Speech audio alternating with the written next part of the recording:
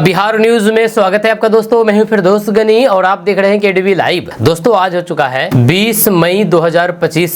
तो आज की पूरे बिहार की टॉप न्यूज लेकर आए हैं आपके लिए।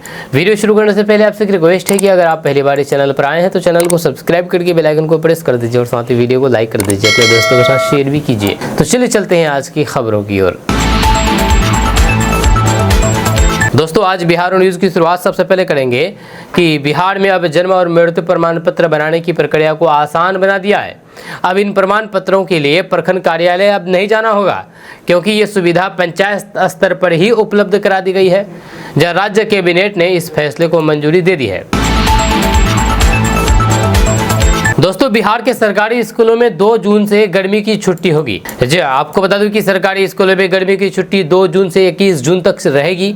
इस दौरान बच्चों के लिए गणितीय समर कैंप आयोजित किए जाएंगे। गर्मी की छुट्टी में आयोजित होने वाले समर कैंप में कक्षा 5 और 6 के चयन किए गए कमजोर विद्यार्थियों को शामिल किया जाएगा, जिसमें विशेष रूप से गणित विषय की शिक्षा दी जाएगी। दोस्तों बिहार शिक्षा विभाग के एसीएस या सिद्धार्थ स्कूलों में शिक्षकों की उपस्थिति को लेकर के लगातार एक्शन में नजर आते हैं, लेकिन अब उन्होंने स्कूलों में बच्चों की नियमित उपस्थिति को लेकर के पहली बार सख्त कार्रवाई करने का फैसला किया है। एसीएस या सिद्धार्थ ने कहा है कि हम ऐसे बच्चों की जिम्मेदारी नहीं उठा सकते हैं जो स्कूल नहीं आते हैं। सरकार उन पर इतना खर्च करती है लेकिन फिर वे स्कूल नहीं आएंगे, तो फिर ऐसे बच्चों को टर्मिनेट करना ही बेहतर है। एसीएस या सिद्धार्थ ने कहा है कि बहुत सारे बच्चे सरकारी स्कूल में नामांकन करते हैं और ट्यूशन में चले जाते हैं। ये बिल्कुल भी अवैध और फिर अनियमित है। अगर कोई बच्चा ट्यूशन के बहाने स्कूल नहीं आता है तो फिर प्रधानाध्यापक और फिर स्कूल टीचर छात्र के पेरेंट्स को नोटिस देंगे। अगर आपका बच्चा नियमित रूप से स्कूल नहीं भेजेंगे तो फिर उनका नाम काट दिया जाएगा। ये बिल्कुल भी स्पष्ट होना चाहिए। ये नहीं हो सकता है कि 270 दिन में 50 दिन आए और उम्मीद करें कि हम गुणवत्तापूर्ण शिक्षा देंगे। ये संभव नहीं है। जब पेरेंट्स की जिम्मेदारी है कि वे बच्चों को सुबह सुबह उठाएं, उन्हें स्कूल भेजें। इसको लेकर के सख्ती बरतने की जरूरत है। जब पेरेंट्स को सचेत करना होगा कि इसमें सुधार नहीं हुआ तो फिर बच्चों को स्कूल से बाहर निकाल दिया जाएगा। एसीएस सिद्धार्थ ने कहा कि ये एक तरफा नहीं हो सकता है। हम मेहनत करते रहे और फिर पेरेंट्स अपने बच्चे से इसे गंभीरता से नहीं लेते हैं। सरकार कितना पैसा इस पर डालती है, सरकार कितना टीचर बहाल कर चुकी है या कितने बुक्स फ्री देती है, कितनी छात्रवृत्ति दी जाती है, इसे किसी भी स्थिति में लाइटली नहीं लिया जा सकता। दोस्तों बिहार में जमीन सर्वे की प्रक्रिया को लेकर के राष्ट्रीय एवं भूमि सुधार मंत्री संजय सुरागी पूरी तरीके से एक्शन मोड में आ गए हैं। जैसे में बड़ा अपडेट सामने आ गया है कि राज्य में यानी कि बिहार में विभागीय योजनाओं और फिर सेवाओं के क्रियान्वयन का आंकलन को लेकर के ताबड़तोड़ बैठकें की जा रही है।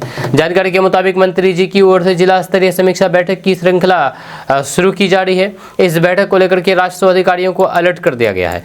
आपको बता दूं कि पिछले दिनों 16 मई को दरभंगा में जिला स्तरीय समीक्षा बैठकों की श्रृंखला शुरू की गई है। 19 मई को मुंगेर में बैठक हुई, 22 मई को समस्तीपुर में सत्र होंगे। वहीं पर इन बैठकों में विभागीय सचिव जय सिंह और फिर कई सारे अधिकारी मौजूद रहेंगे। दोस्तों बिहार में झुलसाती गर्मी से बचने के लिए आप एक काम कर सकते हैं। दरअसल बात यह है कि विशेष रूप से डिहाइड्रेशन यानी कि शरीर में पानी की कमी की समस्या तेजी से बढ़ रही है। ये एक्सपर्ट्स जो गर्मी से संबंधित बीमारियों पर नियमित रिसर्च और इलाज करते हैं, उन्होंने बताया है कि गर्मी के इस मौसम में डिहाइड्रेशन की समस्या गंभीर रूप ले सकती है, खास करके तब जब लोग इसे नज़रअंदाज करते हैं या फिर समय रहते सही उपाय नहीं अपनाते हैं। डिहाइड्रेशन तब होता है जब शरीर से अत्यधिक मात्रा में पानी जरूरी इलेक्ट्रोलाइट्स निकल जाते हैं और उनकी पूर्ति नहीं हो पाती है।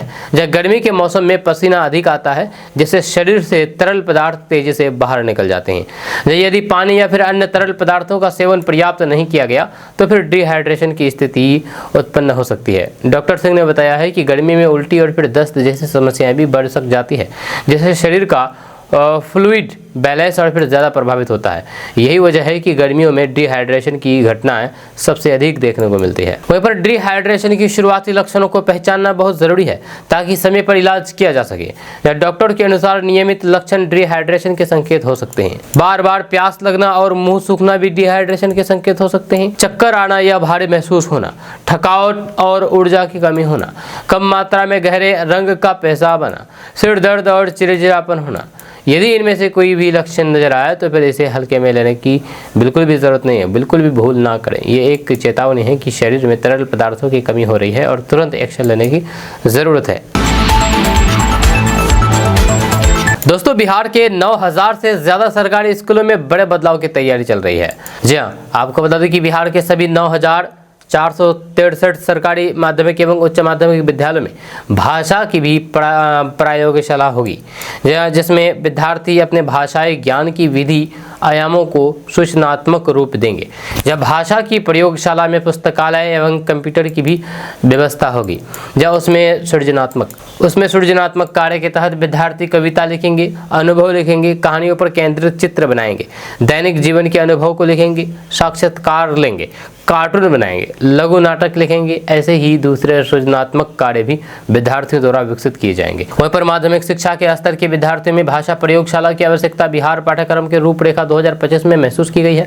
इसमें यह भी कहा गया है कि विद्यालयों में भाषा प्रयोगशाला का अभाव रहा है, इसके कारण विद्यार्थी भाषाई दक्षता सही ढंग से विकसित नहीं कर पाते हैं।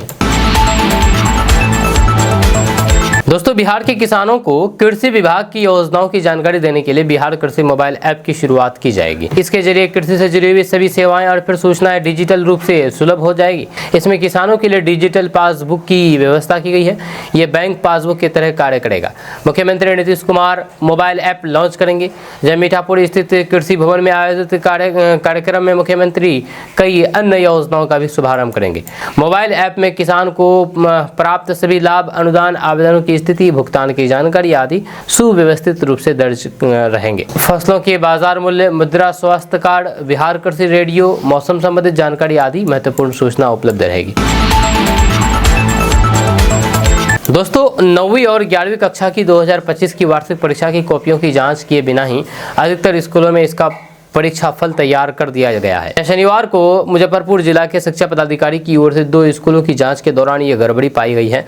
यहाँ मुजफ्फरपुर में डीईओ अजय कुमार सिंह ने शनिवार को मरवाड़ी उच्च माध्यमिक विद्यालय और फिर तिरहुत एकेडमिक उच्च माध्यमिक विद्यालय का निरीक्षण किया। तिरहुत एकेडमी में डीईओ ने पाया है कि यहाँ पर 15 शिक्षक उपस्थित थे, 3 कक्षाओं के संचालन में थे, जबकि अन्य शिक्षक बातचीत में मशगूल थे। 9वीं और 11वीं की वार्षिक परीक्षा की उत्तर पुस्तिकाओं का मूल्यांकन नहीं किया गया है।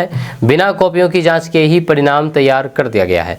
जब 9वीं कक्षा में लिए जा रहे नामांकन का पैसा बैंक खाता में जमा नहीं किया गया है। दोस्तों, कोसी सीमांचल में आसमान से आफत बरकर के गिरी है। यहाँ पर ठनका और आंधी पानी की वजह से कई लोगों की जान चली गई है। जब बिहार में मौसम का कहर देखने को मिल रहा है। कोसी और सीमांचल में आंधी बारिश के बीच ठनका गिरने से 5 लोगों की जान चली गई। उनमें 3 मधेपुरा और फिर 2 अररिया के रहने वाले हैं। आपको बता दूं कि सोमवार को बिहार के कई जिलों में आंधी पानी और फिर ठनका के लिए मौसम विभाग ने अलर्ट जारी किया गया था। सभी मृतकों के परिजनों के लिए उचित मुआवजे की मांग प्रशासन से की जा रही है। जानकारी के मुताबिक मधेपुरा के शंकरपुर थाना क्षेत्र के झरकहा गाँव में रविवार को दोपहर ठनका गिरने से खेत में काम कर रहे 2 युवक वज्रपात की चपेट में आ गए। इनमें गाँव के उपेंद्र यादव का पुत्र सुभाष यादव और भी कई लोग शामिल थे। सीमांचल में भी आंधी और फिर बारिश ने जनजीवन अस्त व्यस्त कर दिया और जान माल की क्षति हुई। अररिया के भरगामा में तेज हवा और फिर बारिश के बीच ठनका गिरने से 2 लोगों की जान चली गई। वहीं पर आज भी बिहार के 17 जिलों में ठनका के साथ तेज बारिश का येलो अलर्ट जारी किया है। जब मौसम विभाग और फिर आपदा प्रबंधन विभाग ने लोगों से सावधानी बरतने की अपील की है। जब मौसम के बदलने से तापमान में काफी कमी आई है, जिससे गर्मी की मार से राहत मिली है। तेज आंधी से आम और फिर लीची की फसल को नुकसान हुआ है।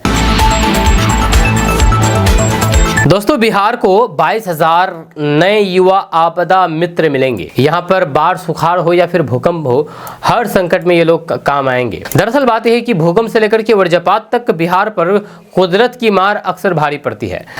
अब बिहार सरकार आपदा प्रबंधन की ढाल मजबूत करने के लिए 22,000 अतिरिक्त युवा आपदा मित्र तैयार करने जा रही है। जब बिहार आपदा प्रबंधन पदाधिकरण ने इस महत्वाकांक्षी कार्यक्रम की प्रक्रिया शुरू कर दी है, जिसके पूरा होते ही प्रदेश में यानी कि बिहार में प्रशिक्षित स्वयंसेवकों की कुल तादाद 9,500 से बढ़कर के 32,000 पार पहुंच जाएगी।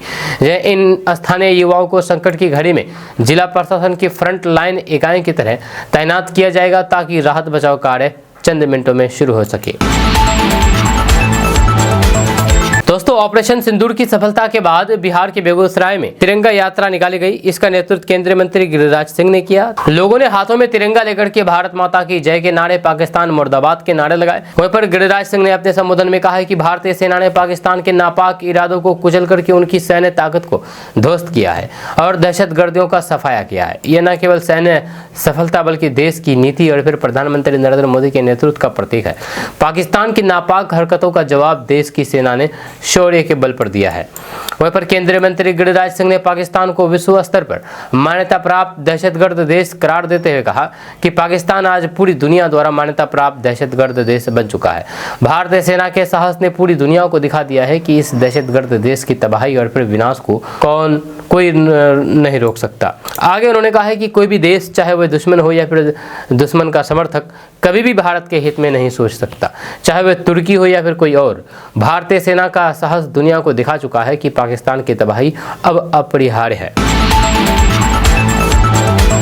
दोस्तों, बीजेपी नेता सैयद शाहनवाज हुसैन ने मुख्यमंत्री नीतीश कुमार के नेतृत्व में एनडीए की आगामी चुनाव में अब 200 से अधिक सीटें जीतने का दावा किया है। जब पूर्व केंद्रीय मंत्री आरसीपी सिंह द्वारा अपनी राजनीतिक पार्टी आप सबकी आवाज का प्रशांत किशोर के नेतृत्व वाले जनसुराज में विलय के बाद शाहनवाज हुसैन ने कहा है कि नीतीश कुमार के नेतृत्व में बिहार में एनडीए मजबूत है। जब कोई किसी से भी हाथ मिला ले, इससे कोई फर्क नहीं पड़ेगा।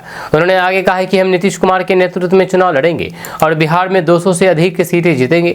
हम 2/3 बहुमत से सरकार बनाने जा रहे हैं। वहीं पर जनसुराज पार्टी में आरसीपी सिंह का स्वागत करते हुए प्रशांत किशोर ने पूर्व नौकरशाह राजनेता बने आरसीपी सिंह को बड़ा भाई और बिहार के राजनीतिक और फिर सामाजिक ताने बाने की गहरी समझ रखने वाला एक अनुभवी नेता बताया है। प्रशांत किशोर ने कहा है कि आरसीपी सिंह मेरे बड़े भाई की तरह हैं। जब बिहार के समाज और फिर राजनीति को समझने वाले सबसे अच्छे व्यक्तियों में से एक हैं। प्रशांत किशोर ने कहा है कि आरसीपी सिंह एक अनुभवी नेता है जिन्हें बिहार में राजनीतिक संगठन और फिर सामाजिक ढांचे दोनों की गहरी समझ है। बहुत कम लोगों को शासन और जमीनी राजनीति दोनों में इतना व्यापक अनुभव है। प्रशांत किशोर ने कहा है कि बिहार एक चौराहे पर है और उसे स्वच्छ शासन और समावेशी विकास के सिद्धांतों के लिए प्रतिबद्ध एक नई राजनीतिक ताकत की जरूरत है। बिहार को एक ऐसे विकल्प की जरूरत है जो शिक्षा, नौकरी और फिर दीर्घकालिक योजनाओं के बारे में बात करे, न कि केवल जाति और फिर अनुबंधों के बारे में। दोस्तों, बिहार के लोगों की सुविधा के लिए सरकार जल्द 6 जिलों में एयरपोर्ट बनाने का काम शुरू करने जा रही है। यह बिहार के वाल्मीकि नगर, सहरसा, मधुबनी, मुजफ्फरपुर, बीरपुर और मुंगेर में एयरपोर्ट बनाया जाएगा। इस प्रोजेक्ट के लिए एयरपोर्ट अथॉरिटी ऑफ इंडिया यानी कि एआई की 2 टीमें बिहार पहुंच करके फिजिबिलिटी रिपोर्ट तैयार करेगी। जानकारी के मुताबिक वाल्मीकि नगर, बीरपुर, मधुबनी, मुजफ्फरपुर, सहरसा और फिर मुंगेर में 22 से 27 मई तक एयरपोर्ट अथॉरिटी ऑफ इंडिया की टीम रहेगी और एयरपोर्ट बनाने की तैयारी शुरू की जाएगी। इन एयरपोर्ट्स के बनने से न केवल बिहार की कनेक्टिविटी बढ़ेगी बल्कि आर्थिक विकास में भी बढ़ोतरी होगी। इसके साथ ही इन 6 नए एयरपोर्ट के बनने से बिहार के सुदूर क्षेत्र भी देश की प्रमुख शहरों से जुड़ जाएंगे। शहरों में हवाई सुविधा शुरू होने से पर्यटन और फिर व्यापारों को बढ़ावा मिलेगा। दोस्तों, बिहार में कांग्रेस को झटका देने वाले आखिर पप्पू सिंह कौन है? चलिए हम आपको बता रहे हैं, जो जनसुराज पार्टी का दामन थामा है। आपको बता दूं कि बिहार में विधानसभा चुनाव 2025 को लेकर के सभी राजनीतिक पार्टियां अपनी अपनी कमर कस ली है। इस बीच राजनीतिक दलों के नेताओं का बयानबाजी वाला सिलसिला भी दौर शुरू हो चुका है। बिहार चुनाव को लेकर के एनडीए, आरजेडी, जनसुराज पार्टी और फिर कांग्रेस सभी पार्टियां अपने अपने दांव पेच खेल रही है। इतना ही नहीं, पप्पू सिंह जनसुराज के राष्ट्रीय अध्यक्ष भी बन गए हैं। आपको बता दें कि रिपोर्ट्स के मुताबिक कहना है कि पप्पू सिंह का नाम जनसुराज पार्टी के राष्ट्रीय अध्यक्ष के लिए चुन लिया गया है। वो जनसुराज पार्टी का राष्ट्रीय अध्यक्ष बन चुके हैं। आपको बता दें कि पप्पू सिंह का पूर्णिया में काफी बोलबाला है। इस क्षेत्र में उनकी हस्ती का अंदाजा इसी बात से लगा लीजिए कि साल 2004 के लोकसभा चुनाव से चुनावी पारी की शुरुआत करने वाले पप्पू सिंह पूर्णिया लोकसभा सीट से 2 बार भाजपा की टिकट पर सांसद का चुनाव जीत चुके हैं। हालांकि लोकसभा चुनाव 2024 में उन्होंने चुनाव नहीं लड़ा था, लेकिन उन्होंने निर्दलीय चुनाव लड़ रहे पप्पू यादव को पूरा अपना समर्थन दिया और उनका प्रचार किया। साल 2019 में पप्पू सिंह ने भाजपा छोड़ दिया और कांग्रेस में शामिल हो गए थे। रिपोर्ट्स के मुताबिक पप्पू सिंह राजनेता होने के साथ साथ एक उद्योगपति और सामाजिक कार्यकर्ता भी हैं। वहीं पर उनकी शैक्षणिक योग्यता की बात करें तो वे कक्षा 12वीं तक पढ़े हुए हैं। उनके पास 146 करोड़ रुपए से ज्यादा की संपत्ति है, जिसमें अचल संपत्ति 1 अरब 12 करोड़ 38 लाख 51,764 रुपए है।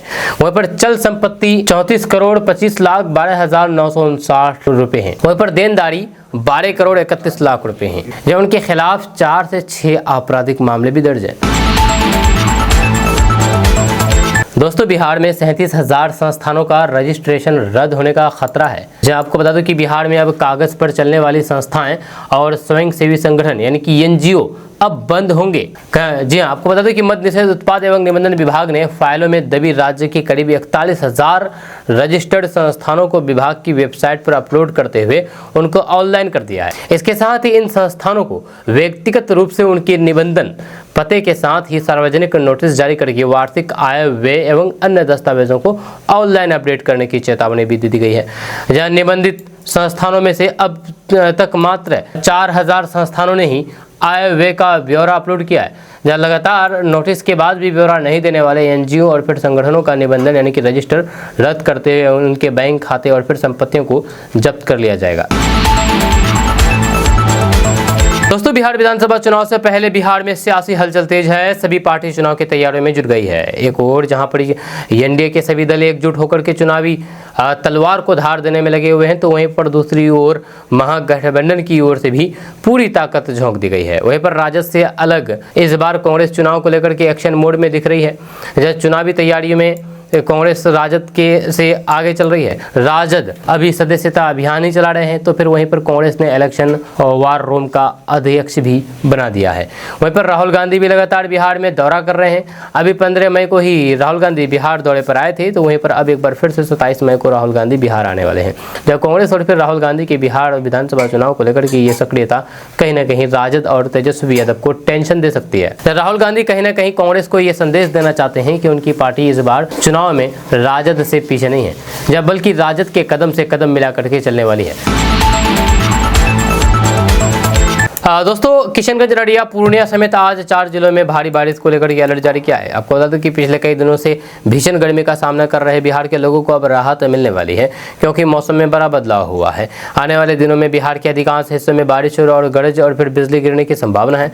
इसे ध्यान में रखते हुए अगले 1 सप्ताह के लिए पीला और फिर नारंगी अलर्ट जारी कर दिया है। वहीं पर गरज और बिजली गिरने की स्थिति को देखते हुए रेड अलर्ट जारी किया जा सकता है, यानी कि लाल अलर्ट। इस दौरान कई जिलों में भारी से अत्यधिक भारी बारिश होने की भी संभावना है। इसकी शुरुआत भी हो गई है शनिवार से ही, जब दिन भर आंशिक बादल छाए रहे और फिर जमुई, नवादा, पश्चिमी चंपारण समेत कई जिले में बारिश हुई। ये शनिवार, रविवार और सोमवार को भी यही स्थिति रही। अब अगले 1 सप्ताह तक पटना, मुजफ्फरपुर, पूर्णिया, किशनगंज, रड़िया, पूर्णिया, कटिहार समेत बिहार के कई जिलों में बारिश का मौसम रहेगा और लोगों को गर्मी से राहत मिलेगी। वहीं पर पटना स्थित मौसम विभाग की ओर से जारी पूर्वानुमान के अनुसार आज से 23 मई तक पूरे बिहार में तेज हवाओं के साथ बारिश और फिर वज्रपात की संभावना है। इस दौरान दिन और फिर रात के तापमान में 5 डिग्री सेल्सियस तक की गिरावट होने की संभावना है। दोस्तों, अगर आप इंजीनियरिंग की पढ़ाई पूरी कर चुके हैं और एक अच्छी सरकारी नौकरी की तलाश में हैं, तो फिर आपके लिए एक बेहतरीन मौका है। जब बिहार लोक सेवा आयोग यानी कि बीपीएससी ने असिस्टेंट एनवायरमेंटल इंजीनियर के पदों पर भर्ती के लिए आवेदन आमंत्रित किए हैं। ये भर्ती बिहार राज्य प्रदूषण नियंत्रण बोर्ड के अंतर्गत निकाली गई है, जो पर्यावरण, वन एवं जलवायु परिवर्तन विभाग के अधीन काम करता है। इस भर्ती के लिए ऑनलाइन आवेदन प्रक्रिया शुरू हो चुकी है। इच्छुक और फिर योग्य उम्मीदवार 19 मई 2025 से 10 जून 2025 तक बीपीएससी की आधिकारिक वेबसाइट bpsc.bihar.gov.in पर जाकर के आवेदन कर सकते हैं। आवेदन करने से पहले उम्मीदवार को सलाह दी जाती है कि वे सभी पात्रता शर्तों और फिर दिशा निर्देशों को ध्यान में से पढ़ें और आवेदन करें। इस भर्ती के तहत कुल 24 पद भरे जाएंगे। कैटेगरी वाइज वैकेंसी के बारे में अगर बात की जाए तो अनारक्षित 10 पद, आर्थिक रूप से कमजोर वर्ग के 2 पद, अनुसूचित जाति 4 पद, अनुसूचित जनजाति 1 पद, अत्यंत पिछड़ा वर्ग 4 पद, पिछड़ा वर्ग 3 पद। वहाँ पर शैक्षणिक योग्यता के बारे में बात की जाए तो इस पद के लिए आवेदन करने वाले उम्मीदवारों के पास निम्न में से किसी भी एक विषय में BE, BTech या फिर AMIE की डिग्री होनी चाहिए। दोस्तों, पटना जिले के सरकारी स्कूलों में शिक्षकों द्वारा फर्जी ऑनलाइन उपस्थिति दर्ज कराने का मामला तेजी से बढ़ रहा है। जब शिक्षक अब अपने पर्सनल यूजर आईडी की जगह विद्यालय की यूजर आईडी का इस्तेमाल करके फर्जी हाजिरी दर्ज कर रहे हैं। शिक्षा विभाग द्वारा नियमों को सख्त किए जाने के बावजूद भी शिक्षक नए नए हथकंडे अपना करके ऑनलाइन उपस्थिति दर्ज करा रहे हैं। जिला शिक्षा कार्यालय को मिली शिकायत में सामने आया है कि कुछ मामलों में महिला शिक्षिका की जगह पुरुष कर्मचारी उनकी उपस्थिति दर्ज करा रहे हैं। इसके अलावा टोला सेवक, तालीमी मरकज, रसोईया जैसे स्कूल कर्मी इस कार्य के लिए पैसे लेकर के शिक्षक की फोटो को मोबाइल कैमरा के सामने रख करके उपस्थिति दर्ज कर देते हैं। जिला शिक्षा पदाधिकारी संजय कुमार ने बताया है कि कुछ शिक्षक मार्क ऑन ड्यूटी दिखा करके स्कूल से गायब रहते हैं और किसी और से अपनी हाजिरी लगवाते हैं। ऐसे शिक्षकों की पहचान कर ली गई है और जल्द ही उन पर विभागीय कार्रवाई की जाएगी। दोस्तों, बिहार विधानसभा का चुनाव सिर पर है। ऐसे में मुख्यमंत्री नीतीश कुमार अपने हर उस वादे को पूरा करना चाहते हैं जो उन्होंने बिहार की जनता से किया था। जब उन्होंने बिहार के युवाओं से 12 लाख सरकारी नौकरी देने का वादा किया था, जब अपने उसी वादे के तहत सीएम नीतीश कुमार ने कल पटना में 315 उद्यान पदाधिकारियों के बीच नियुक्ति पत्र का वितरण किया। दरअसल बिहार में इस साल के अक्टूबर-नवंबर में विधानसभा चुनाव होने वाले हैं। ऐसे में मुख्यमंत्री नीतीश कुमार अपने सभी वादों को पूरा करने के बाद ही चुनावी मैदान में उतर करके लोगों के सामने वोट मांगने के लिए जाना चाहते हैं। यही वजह है कि विकास कार्यों में तेजी देखने को मिल रही है। उन्होंने बिहार के युवाओं से 12 लाख सरकारी नौकरी देने का भी वादा किया था, जिसे वे हर हाल में पूरा करना चाहते हैं। थोड़े थोड़े ही सही, लेकिन सभी विभागों में समय समय पर नई नियुक्तियां हो रही है। दोस्तों, बागेश्वर धाम के सरकार पंडित धीरेन्द्र कृष्ण शास्त्री बिहार आ रहे हैं। उनके अलावा अनिरुद्धाचार्य महाराज भी कथा करेंगे। जहां बिहार के मुजफ्फरपुर में इसकी तैयारी लगभग पूरी हो चुकी है। जहां 20 मई यानी कि आज शाम धीरेन्द्र कृष्ण शास्त्री मुजफ्फरपुर पहुंचेंगे। शाम में कथा कहेंगे, मुजफ्फरपुर में रात्रि विश्राम करेंगे और फिर 21 मई को वापस चले जाएंगे। वहीं पर आचार्य अनिरुद्धाचार्य महाराज का 23 से 27 मई तक कथा होगी। ये पूरा कार्यक्रम मधुबनी पंचायत के राधानगर चौसीमा गांव में होना है। आयोजनकर्ता भारत सेवा संस्थान के अध्यक्ष मृत्युंजय कुमार सिंह उर्फ पिंटू सिंह ने बताया है कि यहाँ पर विशेष रूप से तैयारी की गई है। पंडाल की क्षमता 2 लाख लोगों की है। 700 फीट लंबाई और फिर 200 फीट की चौड़ाई वाला भव्य पंडाल बनाया गया है।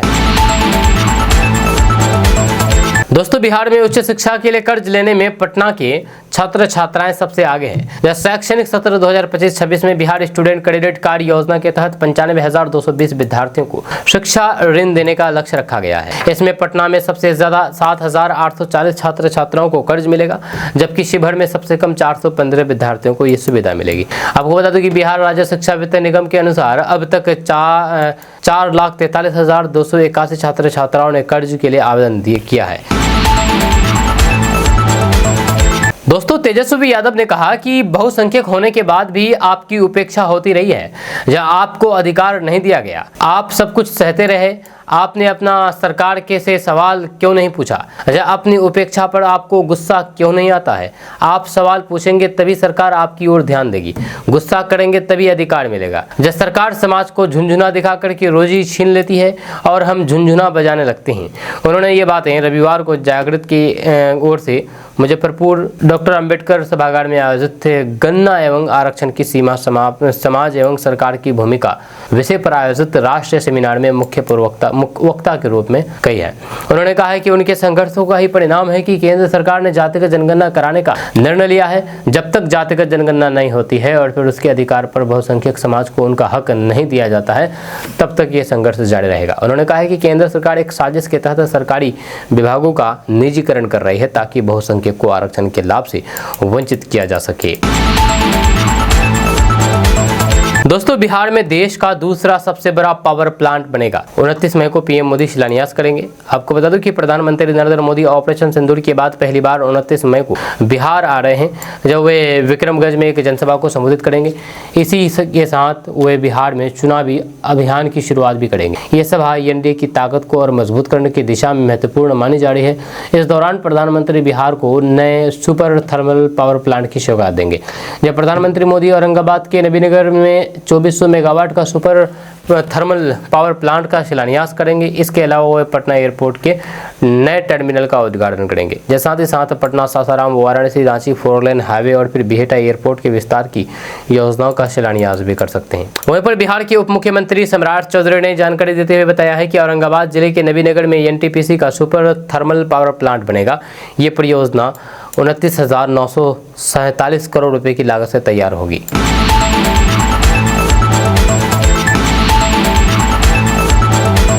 दोस्तों, क्या नीतीश सरकार प्रशांत किशोर से डर गई है? दरअसल ये सवाल इसलिए कहा जा रहा है क्योंकि अब प्रशांत किशोर को रोका जा रहा है प्रशासन के द्वारा। जी हां, आपको बता दूं कि जनसुराज के नेता प्रशांत किशोर को मुख्यमंत्री नीतीश कुमार के गांव कल्याण बिघा जाने से रोक दिया गया। प्रशांत किशोर नालंदा में अपने बदलाव का हस्ताक्षर अभियान की शुरुआत करने आए थे और मुख्यमंत्री के गाँव जाकर के विकास की हकीकत देखना चाहते थे, लेकिन प्रशासन ने उन्हें गाँव में घुसने नहीं दिया। इस पर प्रशांत किशोर ने बिहार शरीफ में जनसभा के दौरान नीतीश सरकार पर जोरदार हमला बोला। प्रशांत किशोर ने अपने बदलाव का हस्ताक्षर अभियान की शुरुआत करने पहुंचे थे और इसका पहला पड़ाव था खुद मुख्यमंत्री नीतीश कुमार का गांव यानी कि कल्याण बिघा। लेकिन जब प्रशांत किशोर अपने समर्थकों के साथ कल्याण बिघा पहुंचे तो पुलिस प्रशासन ने उन्हें गांव में घुसने से रोक दिया। इस घटनाक्रमों को लेकर के प्रशांत किशोर ने प्रशासन और फिर सरकार पर जम करके निशाना साधा। इसके बाद उन्होंने बिहार शरीफ में एक जनसभा को संबोधित करते हुए कहा कि मैं मुख्यमंत्री के गाँव इसलिए जाना चाहता था ताकि देख सको कि वाकई उन्होंने वहां पर कितना विकास किया, लेकिन प्रशासन ने हमें घुसने नहीं दिया क्योंकि अगर हम वहां जाते तो मुख्यमंत्री के गांव में ही उनके झूठे विकास की पोल खुल जाती। प्रशांत किशोर ने कहा कि नालंदा जिसे मुख्यमंत्री का गौरव कहा जाता है, वहां के हालात भी बाकी बिहार जैसा ही है। राशन कार्ड बनवाने से लेकर के जमीन की रसीद कटवाने तक के लिए रिश्वत देनी पड़ती है। अधिकारी और नेता मिलकर के जनता को लूट रहे हैं। वहीं पर जनसभा में प्रशांत किशोर ने जनता से अपील करते हुए कहा कि अगली बार वोट लालू, नीतीश या फिर मोदी के चेहरे को देख करके मत दीजिए, अगली बार अपने बच्चों का चेहरा देकर के वोट दीजिए ताकि बिहार में सच में जनता का राज स्थापित हो सके। उन्होंने ये भी कहा कि जनसुराज का मकसद किसी दल विशेष को हटाना नहीं बल्कि जनता को ये एहसास दिलाना है कि वे खुद सत्ता की असली ताकत है। आपका इसके बारे में क्या कहना है? नीचे कमेंट बॉक्स में कमेंट करके जरूर बताइएगा। किशनगंज के कांग्रेस सांसद डॉक्टर जावेद आजाद को बीजेपी की टोपी पहना दी गई है। जी हां, आपको बता दूं कि किशनगंज सांसद डॉक्टर जावेद आजाद तो है कांग्रेस से, लेकिन उनको बीजेपी की टोपी पहना दी गई। जी, आपको बता दूं कि किशनगंज सांसद डॉक्टर जावेद आजाद के सम्मान समारोह के लिए उनको पहले शॉल उड़ाए गए, उसके बाद उनको बीजेपी की टोपी पहना दी। ये टोपी कोई और नहीं बल्कि खुद कांग्रेस कार्यकर्ताओं ने ही पहनाई है। आपको बता दूं कि मामला बिहार के बेतिया का है। बेतिया में किशनगंज कांग्रेस सांसद डॉक्टर मोहम्मद जावेद आजाद आज अपने कार्यकर्ताओं के साथ बैठक की। इस दौरान विधानसभा चुनाव को लेकर के उन्होंने लोगों से अपनी पार्टी के पक्ष में वोट देने की अपील की, लेकिन उस वक्त अजीबोगरीब स्थिति उत्पन्न हो गई जब मंच पर कांग्रेस सांसद डॉक्टर जावेद आजाद का स्वागत किया गया। कांग्रेस की महिला नेत्री ने सांसद को शॉल और टोपी पहना करके स्वागत किया, लेकिन तभी वहां मौजूद नेताओं और कार्यकर्ताओं की नजर सांसद जी की टोपी पर गई। जब टोपी पर बीजेपी का चुनाव चिन्ह कमल छाप था, जिसे देखते ही वहां मौजूद नेता कहने लगे कि ये तो बीजेपी की टोपी है। फिर लोग कमल छाप वाली टोपी यानी कि बीजेपी की टोपी को कांग्रेस सांसद डॉक्टर जावेद आजाद के सर से उतारने लगे। जब कुछ देर के लिए कांग्रेस सांसद डॉक्टर जावेद आजाद को भी पता नहीं चला कि आखिर ये हो क्या रहा है, लेकिन जब लोग कहने लगे कि ये बीजेपी की टोपी है, तब उन्होंने एक नजर टोपी पर दौड़ाई और फिर इसे देख करके वो भी हैरान रह गए। जी हां, टोपी पर बीजेपी का चुनाव चिन्ह कमल छाप बना हुआ था। ये सब वहां मौजूद मीडिया कर्मियों के कैमरे में कैद हो गया है, जो कि आप अपने मोबाइल स्क्रीन पर वीडियो देख सकते हैं, जो अब सोशल मीडिया पर वायरल हो रहा है, जिसे देख करके लोग भी हैरान हैं। जी हां, और कई तरह के बातें और टोपी को लेकर के होने लगी है। आपको बता दूं कि जैसे जैसे बिहार विधानसभा चुनाव नजदीक आता जा रहा है, वैसे वैसे सभी दलों के नेताओं में पार्टी की भागीदारी और फिर जवाबदेही अपनी पार्टी को मजबूत बनाने के इरादे से कार्यकर्ताओं के साथ बैठक कर रहे हैं। इसी क्रम में बेतिया पहुंचे किशनगंज सांसद डॉक्टर जावेद आजाद के साथ ये खेला हो गया, जहां डॉक्टर जावेद आजाद बेतिया के केदार आश्रम में अपनी पार्टी के कार्यकर्ताओं के साथ बैठक की और आगामी बिहार विधानसभा चुनाव में अपनी पार्टी को मजबूत करने का आह्वान किया। कार्यकर्ताओं से मजबूत इरादे के साथ आगामी विधानसभा चुनाव में अपनी भागीदारी निभाने का संकल्प दिलाया। जहां कार्यक्रम की अध्यक्षता कांग्रेस के जिला अध्यक्ष प्रमोद पटेल ने की। इस दौरान डॉक्टर जावेद आजाद के साथ ये खेला हुआ है जब उनको शॉल और फिर टोपी पहनाया गया। आपका इसके बारे में क्या कहना है? नीचे कमेंट बॉक्स में कमेंट करके जरूर बताइएगा।